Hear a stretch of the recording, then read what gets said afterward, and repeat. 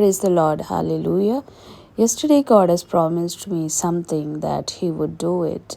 But today morning, it's not a doubt, but I feel that will it really happen?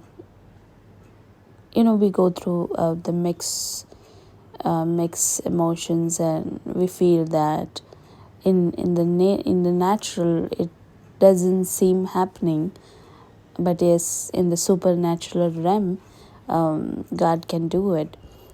So we all go through these kind of thoughts. That is absolutely normal. We are human, so God knows our weaknesses. But Bible is not scaring us, but Bible is giving us an alert. It says that in Romans chapter 14 and verse 23 says that the link between doubt and faith. But whoever has doubts is condemned if they eat, because their eating is not from faith, and everything that does not come from faith is sin. So Bible is not threatening or scaring us.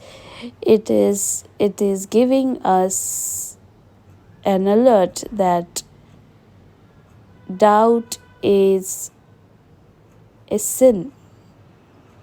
Doubt is a sin. So try to eliminate it from your life. Whenever the other day I was listening to Joel Austin message, he says that doubt will arise as the black clouds you see before raining.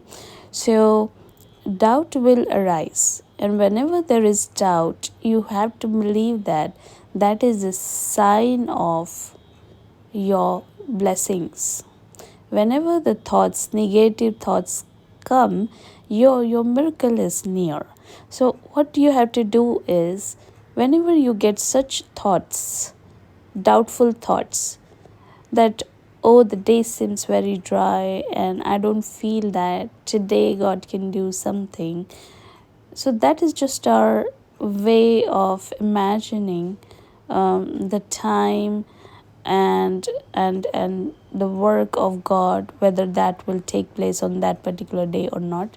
So whenever you get mixed feelings of doubts, what you can do is, you cannot stop feeling thoughts of doubts, but what you can do is, you can replace them with another thoughts.